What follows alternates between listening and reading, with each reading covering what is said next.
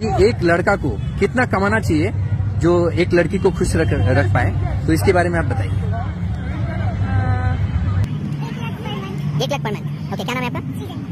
आप बताइए। मतलब मिनिमम अगर आपसे कोई शादी करना चाहता है तो मिनिमम कितना कमाना चाहिए उसको? 2 लाख रुपए महीना। ओके, आप? According to my expenses 5 lakhs per month. 5 lakh. Okay, तो क्या नाम है आपका? अनुष्का मित्रा। आपका? দেখো 1-1.5 লাখ টাকা ইনকাম করতে গেলে মোটামুটি একটা হাই স্কুলের টিচার বা একটা প্রফেসর হতে হয়, ঠিক আছে। তাও যারা সদ্য জয়েন করেছে হাই স্কুলের টিচার তারা 1 লাখ নাও ইনকাম করতে পারে। এবার মোটামুটি যারা ব্যাংকের টিচার, ব্যাংকে যারা কাজ করে বা যারা আদার্স কাজ করে তারা 30, 40, 50 হাজার টাকা এনাফ। 1 লাখ টাকা ইনকাম করে স্যালারি এরকম কটা লোক আছে? 2 লাখ টাকা ইনকাম, আমি যদি খুব ভুল না বলে থাকি তাহলে ইউনিভার্সিটি যারা প্রফেসর হয় তারা 2 লাখ মতো ইনকাম করবে। এবার মেয়েটা বলছে according to my expenses 5 lakh. Just আমরা ভাবো, একটা প্রফেসরের পয়সার দ্বিগুণ তারও বেশি, ঠিক আছে। 5 লাখ টাকা নাকি ইনকাম করলে ওই মেয়েটাকে বিয়ে করতে হবে, মানে বিয়ে করা যাবে। আমি দেখবো শেষে ওই মেয়েটার বিয়ে কার সাথে হয়। মানে যে 5 লাখ টাকা ইনকাম করবে সে কি ওই মেয়েটাকে বিয়ে করবে? তোমার কি মনে হয় 5 লাখ টাকা ইনকাম করতে হলে ওই মেয়েটাকে, মানে সিরিয়াসলি, মানে একটা 5 লাখ টাকা ইনকাম যারা WBCS অফিসার হয়, যারা IAS হয় বা যারা বড় বড় পদে থাকে, তারা কত পরিশ্রম করে, তারা কত পড়াশোনা করে, তারা 4 বছর 5 বছর প্রচন্ড পড়াশোনা করে তারপরে IAS হচ্ছে, IPS অফিসার হচ্ছে। তারা 5 লাখ টাকা পর্যন্ত পার মান্থ ইনকাম করতে পারছে না, তারা নাকি ওই টাকা ইনকাম করে মেয়েটাকে বিয়ে করবে না। মানে একটা কথা বলো, যে অত পড়াশোনা করে, অত মানে ডিগ্রি পেয়ে, একটা ভালো চাকরি করে 5 লাখ টাকা পার মান্থ ইনকাম করে, তার মানে বছরে 60 লাখ টাকা ইনকাম করছে। 60 লাখ টাকা ইনকাম করে ওই মেয়েটাকে বিয়ে করবে, মানে এত পড়াশোনা মেয়েটার জন্য। মানে সিরিয়াসলি ওই মেয়েটার থোবড়া দেখে আমার একবারও মনে হচ্ছে না যে 5 লাখ টাকা যে ইনকাম করে সে কখনোই মেয়েটাকে বিয়ে করতে চাইবে বলে। According to my expenses 5 lakhs per month. 5 lakh.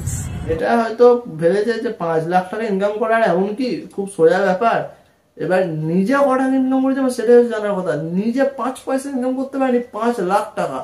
মানে জাস্ট একবার ভাবো, 5 লাখ টাকা যে ইনকাম করবে সে কখনো ওই ধরনের ওই থোবড়ার মেয়েকে বিয়ে করতে চাইবে? আমি ভাই অসম্মান করছি না, বাট থিং ইজ দ্যাট একটা লিমিটে বলুক 50,000, তাহলে আমরা একটু ভালো করে পড়াশোনা করে একটু চেষ্টা করবো। 5 লাখ এ আমার 14 গোষ্ঠী মিলে পড়াশোনা করেও পারবে না। 5 লাখ ইনকাম করা মুখের ব্যাপার? ঠিক বলেছো।